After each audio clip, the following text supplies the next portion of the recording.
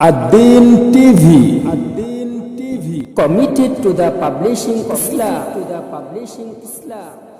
বাবা সন্তানের প্রতি যতটা দরদি, আল্লাহ তার বান্দার প্রতি এর চেয়ে আরো অনেক গুণ বেশি দরদি। তো মাঝে মধ্যে আল্লাহর রাগ ঠিকই উঠে, আসমান ভেঙ্গে দুনিয়াতে ফেলে দিতে চান, সেটাও সত্য, কিন্তু ফেলে দেন না। আল্লাহ ফেলে দিতে চান, রাগ করেন যে দিব, আসমান ফেলে দিব। এই পিরিজপুর এলাকার মানুষ যে পাপে লিপ্ত হয়েছে, যতগুলো পাপ তারা করতেছে, এগুলো তাদের পক্ষে মানায় না। আমি অনেক মায়া করে মহব্বত করে তাদেরকে পয়দা করছিলাম, তারা কেন এই পাপগুলো করে? দেব আসমান ভেঙে ফেলে তাদের উপরে। যখন ফেলে দিতে চান, তখন এই মানুষের পক্ষে দাঁড়িয়ে যায় আল্লাহর সৃষ্টি আরেক জাতি, তাদের নাম হলো ফেরেশতা। তাদের নাম কি? ফেরেশতারা তখন আল্লাহর দিকে সুবহানাল্লাহ সুবহানাল্লাহ সুবহানাল্লাহ বলতে বলতে আগায়।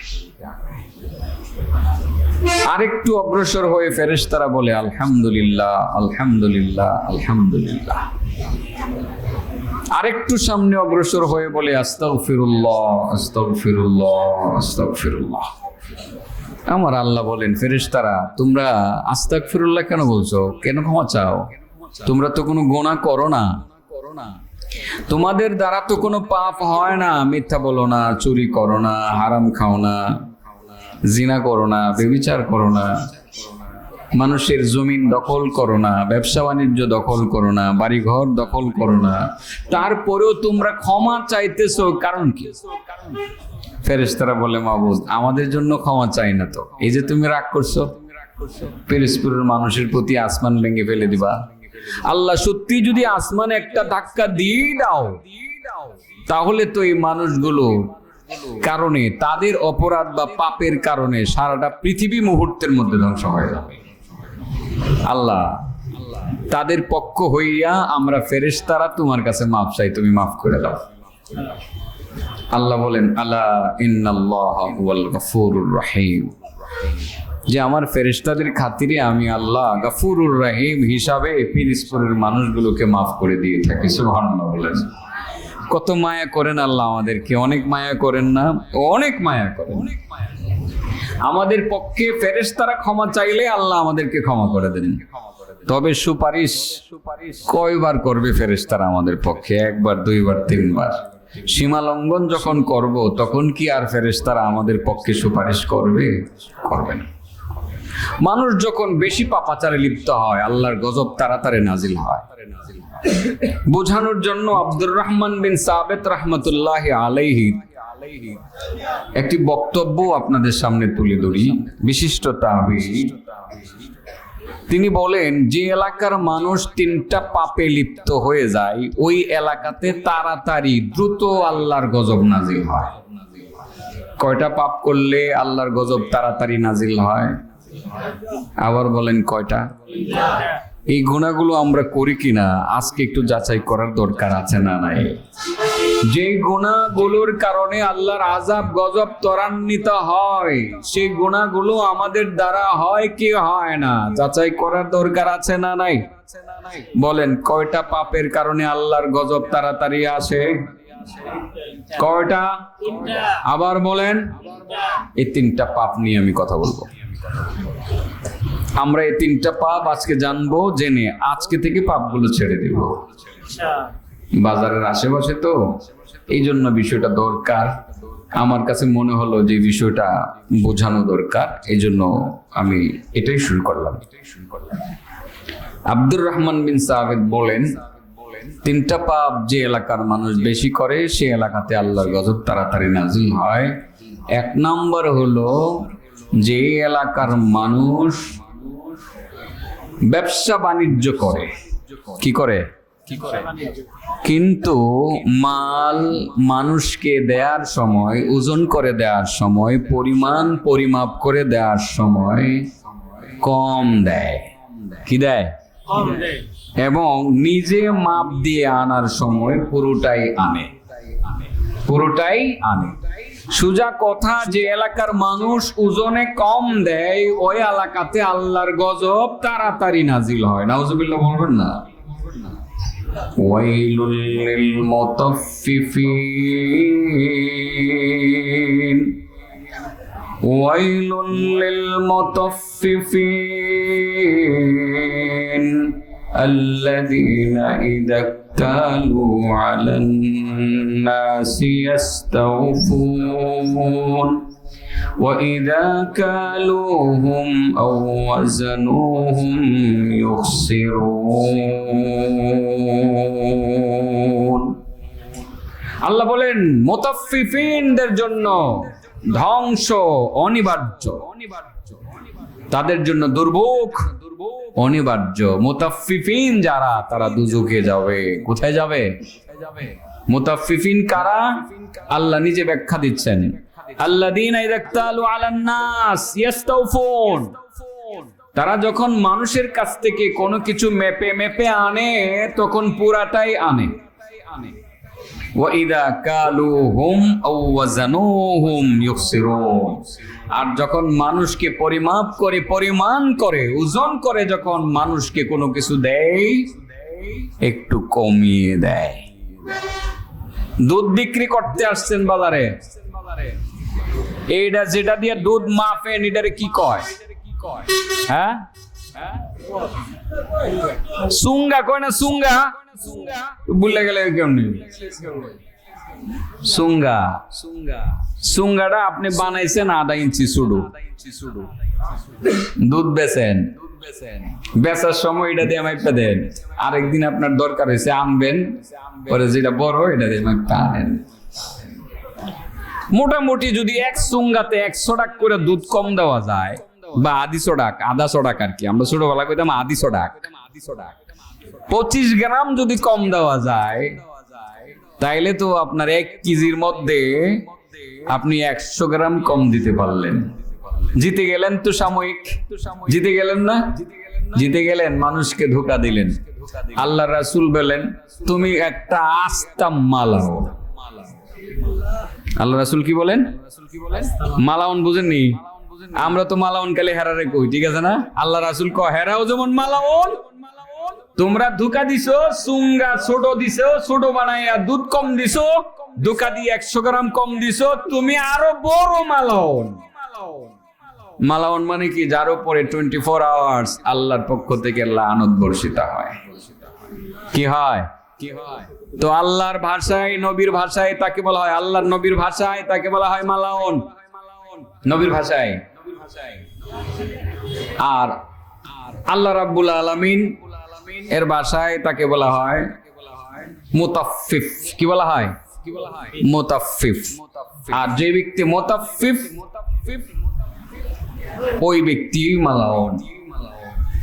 আর যেই এলাকার মানুষ এই কাজটা করে, ওজনে কম দেয়, সে এলাকাতে আল্লাহর গজব তাড়াতাড়ি নাজিল হয়।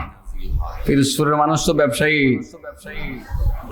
যদি কোনোদিন গজব নাজিল হয় এই কারণেই হইব। এমনও দিন আসতে পারে রাতের বেলা খবরও নাই বাজারে আগুন লাগছে, সকালবেলা এসে দেখবেন দোকানে একটাও নাই, পুরা পিরোজপুর বাজারের সব দোকান খালি, একদম ছাই হয়ে গেছে। দেখবেন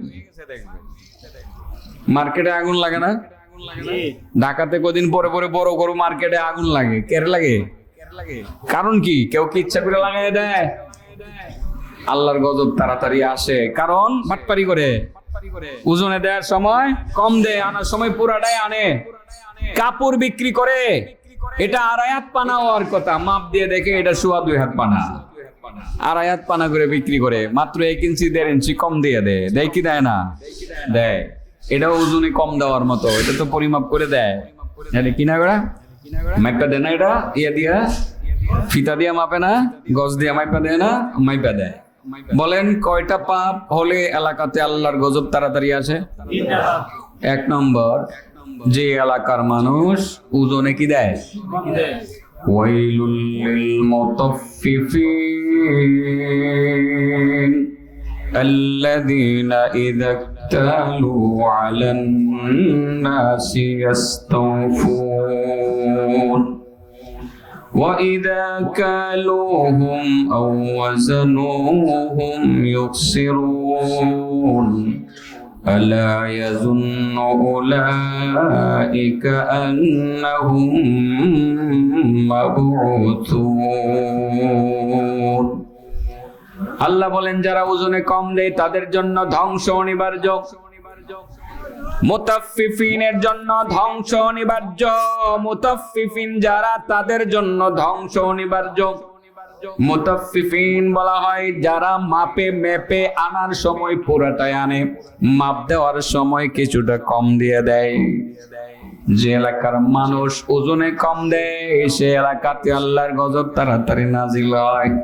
পোল্ট্রি ব্যবসা আছে রে বাবা, পোল্ট্রি ব্যবসা দামে 5 টাকা কম রাখে কিন্তু ওজনে 100 গ্রাম কম দিয়ে দেয়। বালতিটারে এমন ভাবে সাজায় বোঝার কোনো কায়দা নাই। মাপ দেওয়ার সময় খাতির কইরা কয় হুজুর আপনার লাগা 10 টাকা কম, ওজনেও 10 গ্রাম না 150 গ্রাম কম। কয়শো গ্রাম কম?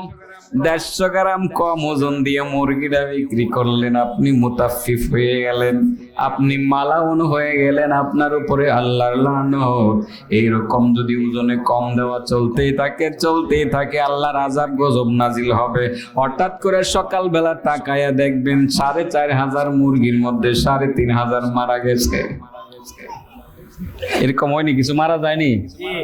মারা যায়। কয়টা পাপ করলে আল্লাহর গজব তাড়াতাড়ি আসে? 1 নম্বর জানে কি? ওজনে কম দিলে। ওজনে কম দিলে মনে থাকবো। চালের ব্যবসা, সামনে তো দোকান দেখা যায়, বড় বড় চালের দোকান। বাবারা বন্ধুরা ওজনে কম দিবেন না, এই কাজটা করবেন না। পাক্কা পাক্কি ওজন দিবেন। 1 কেজি চাউল যাতে কম না হয়। ইচ্ছাকৃত ভাবে যদি 1 কেজি চাউল আপনি কম দেন বস্তার মধ্যে, আপনি মুতাফফিফ হয়ে গেলেন, ধোঁকাবাজি করলেন। রাসূল বলেন তুমি মালউন, মালউনুন মান দারা মুমিনান ওয়া মাকারা বিহি। আল্লাহর রাসূল বলেন মালাউন হলো ওই ব্যক্তি যেই ব্যক্তি অন্য মুমিনের ক্ষতি করে এবং মুমিনের সাথে ধোঁকাবাজি করে, বাটপারি সিটারি করে, সে হলো মালাউন।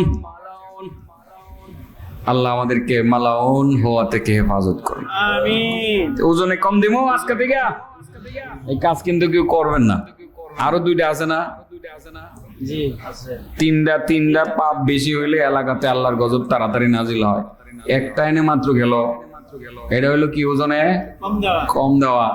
2 নম্বরটা বলতে হবে তো। এগুলো আপনারা বলবেন হুজুর এগুলো আর কত বলবেন? আরে বাবা এগুলো তো বলতে হবে, এগুলোই বলা লাগবে। এগুলো তো আমাদের আমল নষ্ট করতেছে, নামাজ রোজা হজ যাকাত সবগুলোকে নষ্ট করে দিতেছে। এগুলোর কারণেই তো আমাদের ইবাদত কবুল হচ্ছে না, দোয়া কবুল হচ্ছে না। আল্লাহর কাছে মোনাজাত যে কত করি একটাও কবুল হয় না, এগুলোর কারণে। 2 নম্বর হলো যে এলাকার মানুষ হারাম তথা সুদি কারবারির সাথে জড়িত বেশি, ওই এলাকাতে আল্লাহর গজব তাড়াতাড়ি নাজিল হয়। কিসের ব্যবসা করে? এটা তো মোটামুটি আপনাদের এলাকাতে নাই বললেও চলে। আছে, শুধু আপনাদের এলাকা না, বাংলাদেশের গ্রামে গ্রামে প্রত্যন্ত অঞ্চল পর্যন্ত সুদের কারবারটা ঢুকে গেছে। এটা তো মানুষ নাজায়েজ মনে করে না, মনে করে এটা মনে হয় হালালই। সুদ ছাড়া তো চলে না, এখন চলা যায় না, এটা আমরা বলে ফেলি নাউজুবিল্লাহি মিন যালিক। অথচ সুদখোরের যে কি শাস্তি, ভয়ানক শাস্তি, এই শাস্তির কত বিবরণ যে আপনাদের আশেপাশে আমি দিলাম। পেট কেমন হবে, কোন জায়গায় কি করবে। তো পুরনো আরেকটা কথা আজকে আবারও বলি, পুরনো কথাগুলোই তো ঘুরে ঘুরে মনে হয়। সহিহ বুখারীর একটা হাদিস বলবো। আমি ধারণা করেছিলাম আধা ঘন্টা সময় কথা বলে শেষ করব, আধা ঘন্টা, কিন্তু মনে হয় আধা ঘন্টায় আমি পারবো না, আরেকটু সময় আমার লাগবে। আর একটু সময় আপনারা দিবেন তো? আচ্ছা, 40 থেকে 45 মিনিটের ভিতরে আমি গোছানোর চেষ্টা করবো ইনশাআল্লাহ। শরীরটা ভালো যাচ্ছে না আমার। এরপরে আমার পরে সব বক্তা বাকি, যত বড় বড় আলেম আছে সবাই এসে অপেক্ষমান।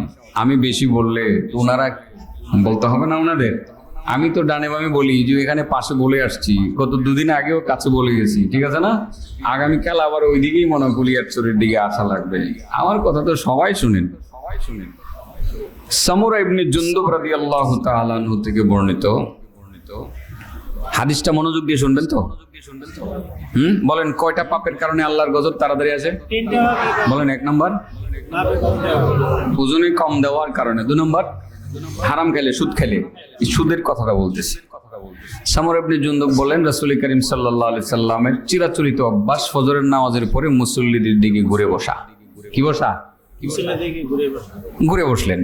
ঘুরে বসে বললেন, বন্ধুরা, তার মানে সবসময় ঘুরে বসেন আর মুসল্লিরা নবীর কাছে এসে স্বপ্ন বলেন। কি বলেন?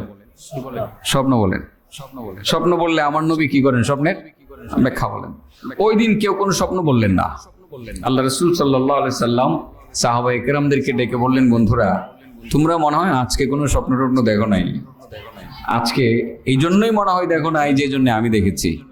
তো আমি একটা স্বপ্ন দেখলাম আজকে, অন্যদিন তো আমি তোমাদের স্বপ্ন শুনি, আজকে আমার স্বপ্নটা তোমরা শুনবানি। সাহাবায়ে কেরাম তো আগ্রহ নিয়ে অপেক্ষায় থাকলেন। নবীর স্বপ্ন চারটিখানি কথা না তো, এটা কি জানতেন স্বপ্ন নাকি? আমার নবীর স্বপ্ন সাধারণ স্বপ্ন? সাধারণ স্বপ্ন না, বাস্তব, 100% বাস্তব।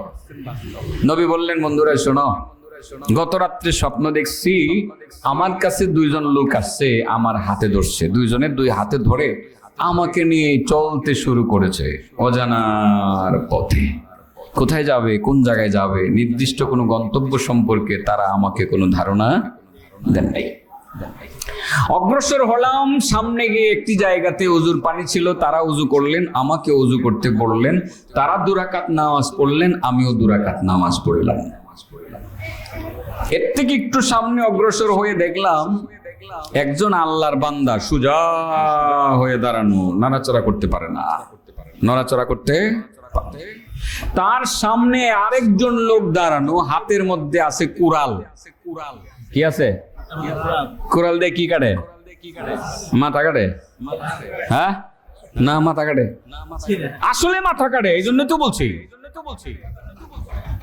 কুড়াল নিয়ে দাঁড়ানো, সামনে যেই লোকটা সোজা দাঁড়ানো আছে তার মাথার মধ্যে আরেকটা লোক কুড়াল নিয়ে যে লোকটা দাঁড়ানো এমন ভাবে আঘাত করতেছে তার মাথাটা দ্বিখণ্ডিত হইয়া কুড়ালটা একেবারে চোয়াল পর্যন্ত এসে পৌঁছতেছে।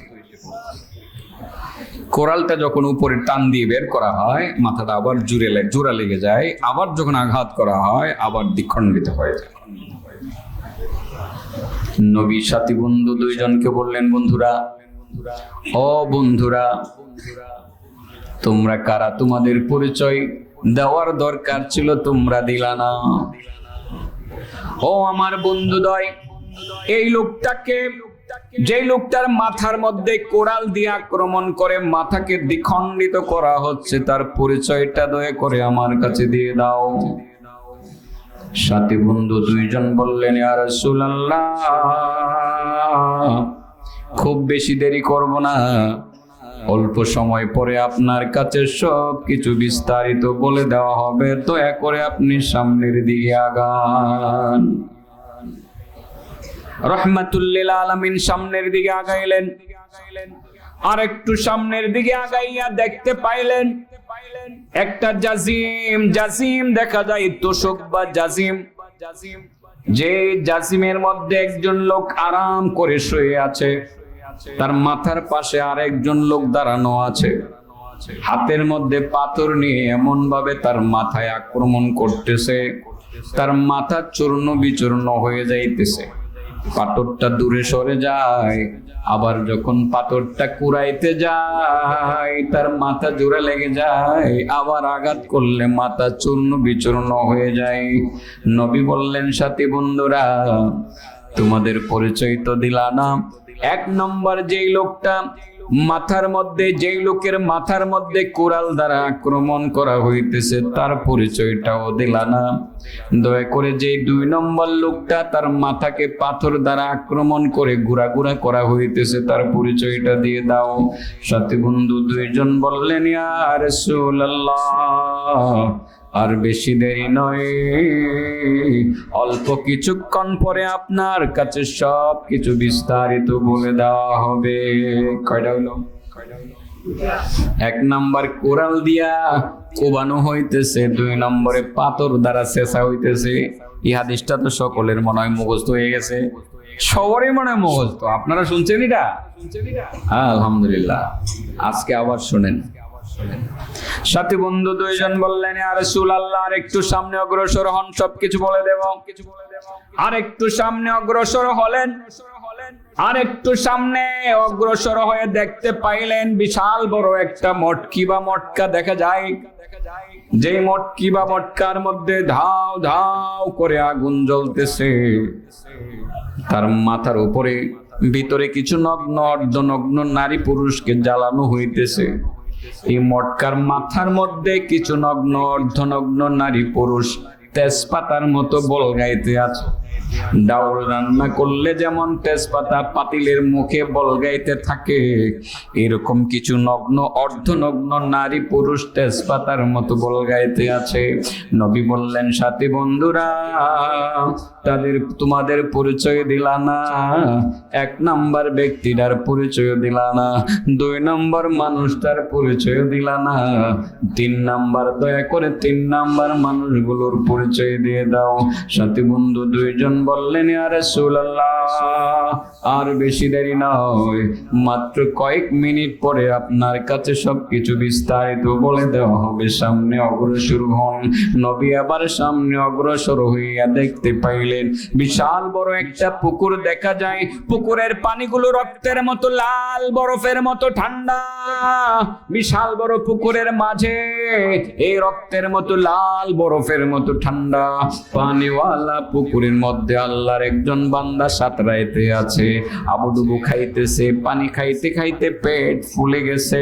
এবার সেই নিজেকে রক্ষা করার জন্য যখন পুকুরের ডান দিক থেকে পুকুরের পাড়ে ভিড়তে চায়, ওখানে দাঁড়ানো এক ব্যক্তি পাথর দ্বারা আক্রমণ করলে পরে পুকুরের মাঝে চলে আসে।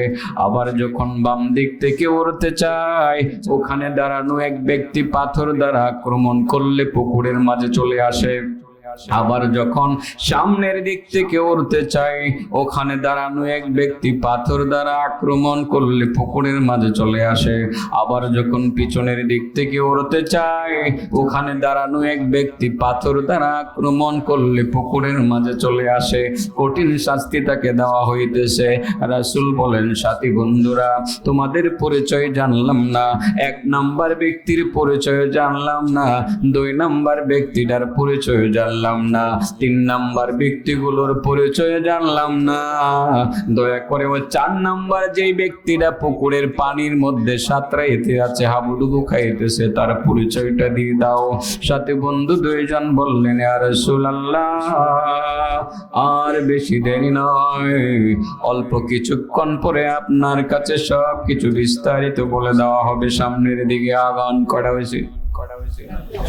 এক নাম্বার কোরাল দ্বারা কোবানো হইতেছে, দুই নাম্বারে পাথর দ্বারা চেঁচা হইতেছে, তিন নাম্বার মটকির মধ্যে তেজপাতার মতো বলগাইতে আছে, চার নাম্বার পুকুরের মধ্যে সাঁতরাইতে আছে, পাঁচ নাম্বার নবী সামনের দিকে অগ্রসর হলেন। সামনের দিকে অগ্রসর হয়ে দেখেন একটা বিশাল বড় একটা গাছ দেখা যায়। ওই গাছের নিচে একজন কালো মানুষ আগুনের মধ্যে তাপ দিতে আছে। তাপ দিতে দিতে আগুনকে লাল বানাইছে। লাল বর্ণের আগুনটা নীল হয়ে গেছে। নীল বর্ণের আগুনটারে তাপ দিতে দিতে কালা বানায় ফেলছে, কালা বানায় ফেলছে। নবী বললেন, সাথী বন্ধুরা, প্রথম, দ্বিতীয়, তৃতীয়, চতুর্থ ব্যক্তিগুলোর পরিচয় দিলা না, দয়া করে ওই পাঁচ নাম্বার কালো মানুষটার পরিচয় দিয়ে দাও। সাথী বন্ধু দুইজন বললেন, ইয়া রাসূলুল্লাহ, আর বেশি দেরি নয়, অল্প সময় পরে বিস্তারিত সব কিছু বলে দেওয়া হবে। আর একটু সামনে অগ্রসর হন। আর একটু সামনে অগ্রসর হইলেন। 9টা হবে, মোটমাট কয়টা হবে? আরেকটু সামনে অগ্রসর হইলেন, আরেকটু সামনে অগ্রসর হইয়া দেখতে পাইলেন বিশাল বড় আরেকটা বৃক্ষ দেখা যায়। ওই বৃক্ষের নিচে একজন সাদা দাড়িওয়ালা, সাদা পোশাকধারী একজন আল্লাহর বান্দা ছোট্ট ছোট্ট শিশু বাচ্চাদেরকে নিয়ে খেলাধুলা করতে আছে। চেহারা অনেক সুন্দর। নবী বললেন, সাথী বন্ধুরা, প্রথম দ্বিতীয় তৃতীয় চতুর্থ পঞ্চম ব্যক্তির পরিচয় দিলা না, দয়া করে ওই 6 নম্বর যে ব্যক্তিরা সুন্দর মানুষটা তার পরিচয় দিয়ে দাও। সাথী বন্ধু দুইজন বললেন, ইয়া রাসূলুল্লাহ, আর বেশি দেরি নয়, মাত্র 3 মিনিট পরে সবকিছু বিস্তারিত বলে দেওয়া হবে। কয়টা হলো? 6টা হয়েছে। আব্দুল করিম না তুই? এটা মুরব্বী ফোন টুন দেশ না গেলে আগে খোঁজখবর রাখতো। হ্যাঁ, খোঁজখবর রাখে না। 1 নম্বর কোরাল দিয়া কোবাইতেছে, 2 নম্বরে পাথর দিয়া চেষ্টা আছে, 3 নম্বর তেজপাতার মতো বল গাইতেছে, 4 নম্বর পুকুরে সাপ চাইতেছে, 5 নম্বর গাছের নিচে কালো মানুষ, 6 নম্বর গাছের নিচে সুন্দর মানুষ। কি মানুষ? সুন্দর মানুষ। নবী আরেকটু সামনে অগ্রসর হইলেন, বিশাল বড় আরেকটা বৃক্ষ দেখা যায়।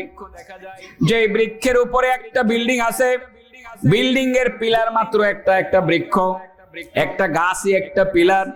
আমার আল্লাহর পক্ষে সম্ভব কি সম্ভব না? সম্ভব। নবী একতলাতে উঠলেন, উঠার পরে দেখতে পাইলেন এত সুন্দর দৃশ্য কোনোদিন তিনি দেখেন নাই। সুবহানাল্লাহ বলেন। ফুলের বাগান, ফলের বাগান, দুধের নহর, মধুর নহর, গিলমানদের খেলাধুলা সবকিছুই তো সেখানে দেখা যায়। আল্লাহর নবী এবার সাথী বন্ধুদেরকে বললেন, বন্ধুরা, এত সুন্দর দৃশ্য কোনোদিন দেখি নাই। ফুলের বাগান, ফলের বাগান, দুধের নহর, মধুর নহর, এখানে আছে আরো সুন্দর সুন্দর বিল্ডিং, একতলার উপরে আরো বিল্ডিং দেখা যায়। অদুষ্ট বন্ধুরা, প্রথম দ্বিতীয় তৃতীয় চতুর্থ পঞ্চম ষষ্ঠ ব্যক্তির পরিচয় দিলা না, দয়া করে একতলাটার পরিচয় দিয়ে দাও। সাথী বন্ধু দুইজন বললেন, ইয়া রাসূলুল্লাহ, আর বেশি দেরি নয়, মাত্র 2 মিনিট পরে বিস্তারিত সবকিছু বলে দেওয়া হবে। দোতলায় উঠলেন। এবার নবী দোতলায় উঠলেন। দোতলা ওঠার পরে দেখলেন ওই দোতলার কাছে একতলার কোনো মূল্যই নাই, দোতলা আরো অনেক বেশি সুন্দর। সাথী বন্ধু দুইজনকে বললেন, বন্ধুরা, এটা কি দেখলাম? একতলা দেখে মনে হয়েছিল অনেক সুন্দর, এখন দেখি 2 তলার কাছে একতলা কিছুই না, 2 তলাটার পরিচয় দিয়ে দাও।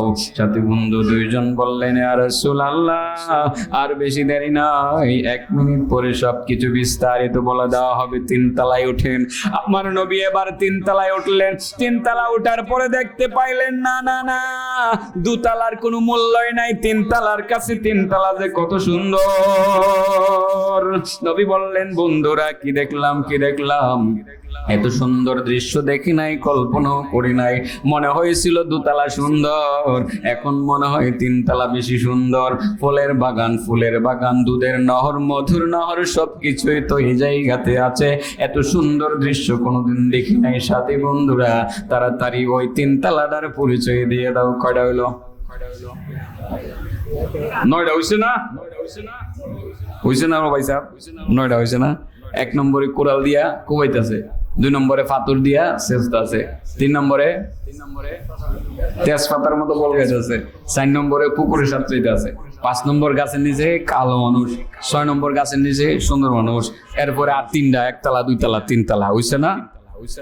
6 আর 3 9 হইছে না? এখনো হিসাব মিলাইতে পারেন না? বাজারের মানুষ, ব্যবসা বাণিজ্য করেন, হিসাব মিলে না কেউ। এখন 9টা মনে দেখেন, ফাইসালা হয়ে যাবো এখনই, হয়ে যাবো ইনশাল্লাহ। বুঝলেন? ভালো করে বুঝছেন, সুদ খাইবেন কিনা একটু বুঝে লইন। এখন আল্লাহর নবী বলেন, বন্ধুরা, তাড়াতাড়ি পরিচয় দাও। সাথী বন্ধু দুইজন বললেন, ইয়া রাসূলুল্লাহ, আর বেশি বিলম্ব করব না, দেরি করব না, এখনই বলে দেব। প্রথমে আমাদের পরিচয় দেয়। আমি যিনি আপনার ডান হাতের মধ্যে ধরে রেখেছি, আমার নাম হলো জিবরিল। আর যিনি আপনার বাম হাতের মধ্যে ধরে রেখেছেন, তার নাম হলো মিকাইল। ইয়া রাসূলুল্লাহ, প্রথম যে আপনি দেখতেছিলেন একজন মানুষ যার মাথার মধ্যে কোরাল দ্বারা কোবানো হইতেছে, সে আপনার উম্মতের বক্তা, হুজুর ওয়াজ করত। কারে ধরছে? কইলা বলে হুজুরে ধরে লিস। কারে ধরছে?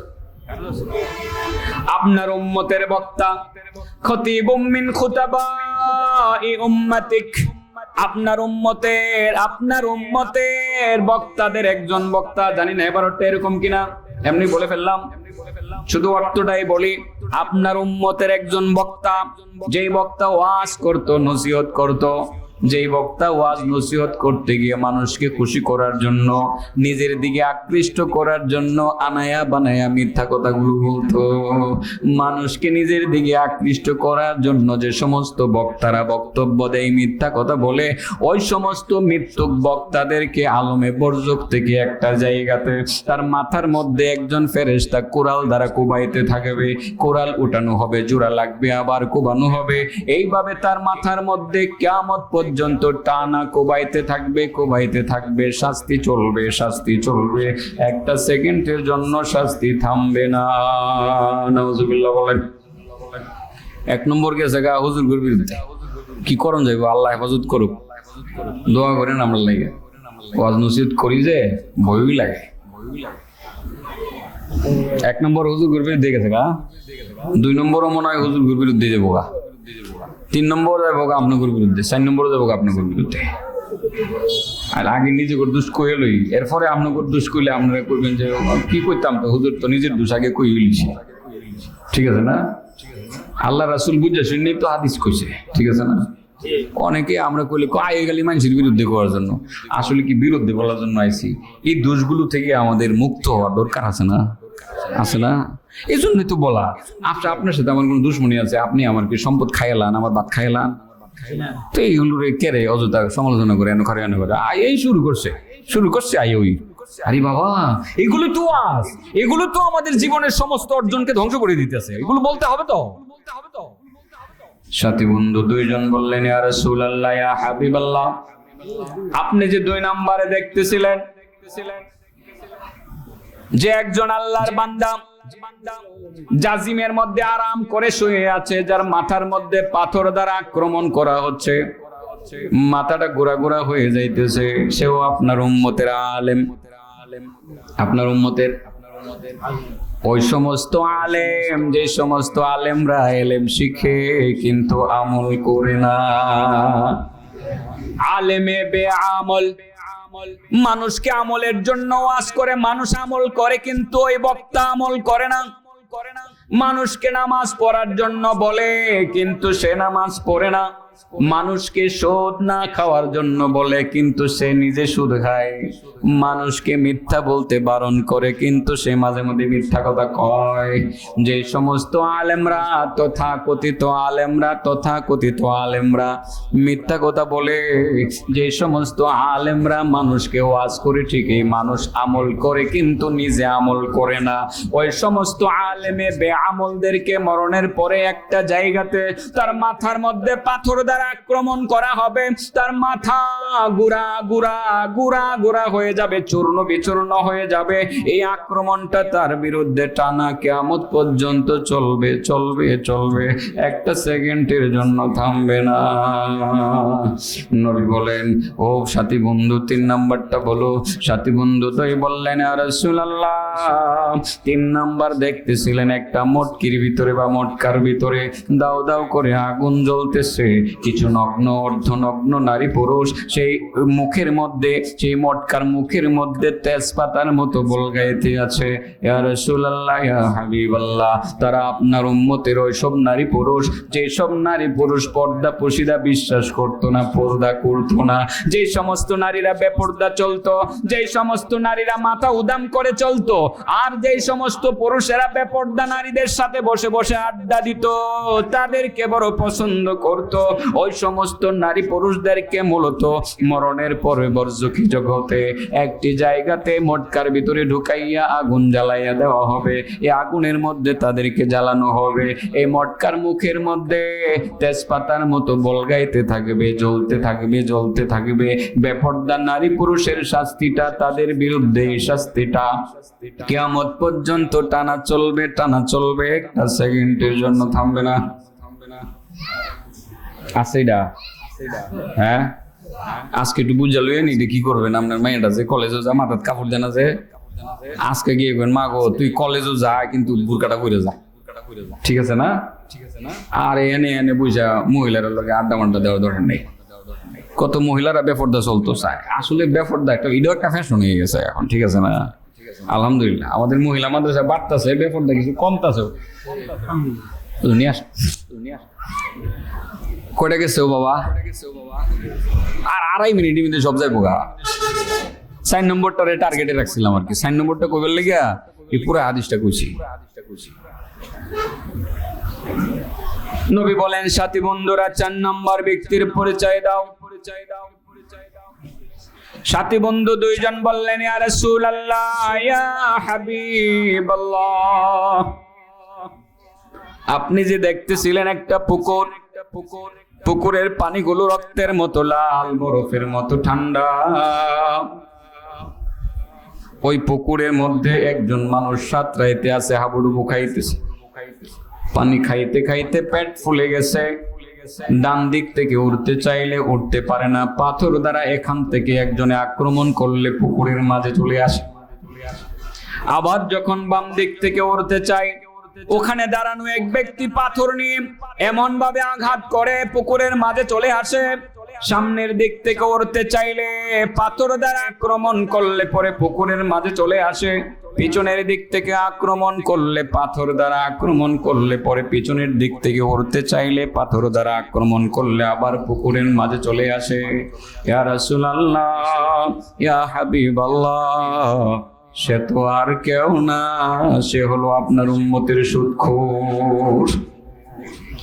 আপনার উম্মতের মধ্যে যে সমস্ত উম্মতেরা সুদ খাবে, সুদ খাইয়া মৃত্যুবরণ করবে, সুদের ব্যবসার সাথে জড়িত থাকবে, বরজখী জগতে শাস্তি তাকে দেওয়া হবে রক্তের মতো লাল, বরফের মতো ঠান্ডা, পানিওয়ালা পুকুরের মাঝে তাকে নিক্ষেপ করে দেওয়া হবে। আত্মরক্ষা করার জন্য যখন সে পুকুরের ডান প্রান্ত থেকে উঠতে চাবে, পাথর দ্বারা আক্রমণ করে তাকে মাঝে ফেলে দেওয়া হবে। বাম দিক থেকে উঠতে চাইলে পাথর দ্বারা আক্রমণ করে মাঝে ফেলে দেওয়া হবে। সামনের দিক থেকে উঠতে চাইলে পাথর দ্বারা আক্রমণ করে মাঝে ফেলে দেওয়া হবে। পিছনের দিক থেকে উঠতে চাইলে পাথর দ্বারা আক্রমণ করে মাঝে ফেলে দেওয়া হবে। উম্মতের সুদখোরের বিরুদ্ধে এই শাস্তিটা চলবে, টানা চলতে থাকবে, কিয়ামত পর্যন্ত চলবে, একটা সেকেন্ডের জন্য থামবে না। নাউজুবিল্লাহ বলবেন না রে বাবা, বলবেন না? সুদ খাওয়ান না, সাইরা দেওয়ান। আলহামদুলিল্লাহ, সাইরা দেওয়ান কথাটা অনেক ভালো লাগতেছে। আচ্ছা বাবা, এবার বলেন তো দেখি, কয়টা পাপ এলাকাতে বেশি হলে আল্লাহর গজব তাড়াতাড়ি নাজিল হয়? হ্যাঁ, 1 নম্বর কিসে কম দিলে? আবার বলেন, কিসে কম দিলে? 2 নম্বর কিসের ব্যবসা করলে? সুদের ব্যবসা করলে। তো মোটামুটি তো 2টা বুঝে লাইছেন। আরেকটা কইলে তা কইলে আর আধা মিনিট লাগুক। আমার ভাই তো আইসেই গেছে, আধা মিনিট লাগুক। না ভাই চলতো না, আমি চলি না, আমার জানটা চলতেছে না ভাই। এখানে 3 নাম্বারটা কিন্তু ইতিমধ্যে বলা হয়ে গেছে, তারপর বলে দেই। যেই এলাকার নারী পুরুষ বেপর্দা চলে, অবাধে চলে, অবাধ যৌনাচারে লিপ্ত হয়, সে এলাকাতে আল্লাহর গজব খুব দ্রুত নাজিল হয়। তাইলে এবার বলেন, কয়টা হইলে আল্লাহ, কয়টা কাজ করলে, কয়টা পাপে লিপ্ত হলে আল্লাহর গজব ত্বরান্বিত হয়? 1 নম্বর ওজনে কম দিলে। 2 নম্বর, হ্যাঁ 3 নম্বর অবাধে চলাফেরা করলে, নারী পুরুষ বেপর্দা চললে। এই 3টা অন্যায় কি আমাদের সমাজে আছে বলে মনে হয়? হ্যাঁ, অনেক অনেক। ওজনে কম দেওয়ার প্রবণতা অনেক বেশি আমাদের মধ্যে। আজ থেকে তওবা করে ছেড়ে দেব, আর সুদের ব্যবসার সাথে মোটেও জড়িত থাকবো না। আর পর্দা নিজেরাও করব, ছেলে মেয়ে সবাইকে বলবো পর্দা পর্শিদা মেনে চলার জন্য। আজকে কলেজ পড়ো, আমি এটাকে বলবো, মা আগামীকাল থেকে কলেজে যাবা, বোরকা পরে যাবা। পারবো না ইনশাল্লাহ? স্ত্রী যদি কোনো কারণে বাইরে তার যেতে হয়, এতদিন বোরকা পরতো না, এখন বলবেন বোরকা পরে তোমাকে যাওয়া লাগবে, বাজার থেকে 2000-3000 টাকা দিয়ে বোরকা কিনে নিয়ে আসছি, এটা পরে যাবা। এই 3টা বিষয়কে আমরা মাথায় রাখবো। আল্লাহর গজব তাড়াতাড়ি আসে। একবার হয়তোবা ফেরেশতারা আমাদের জন্য সুপারিশ করবে, আসমান ভেঙে ফেলে দেওয়ার নিয়ত করলে। তাকাদুস সামাওয়াতু ইয়াতাফাত্তারনা মিন ফাওকিহিন্না ওয়াল মালাইকাতু ইউসাব্বিহুনা বিহামদি রাব্বিহিম ওয়া ইয়াস্তাগফিরুনা লিমান ফিল আরদ। আলা ইন্নাল্লাহা হুয়াল গফুরুর রহিম।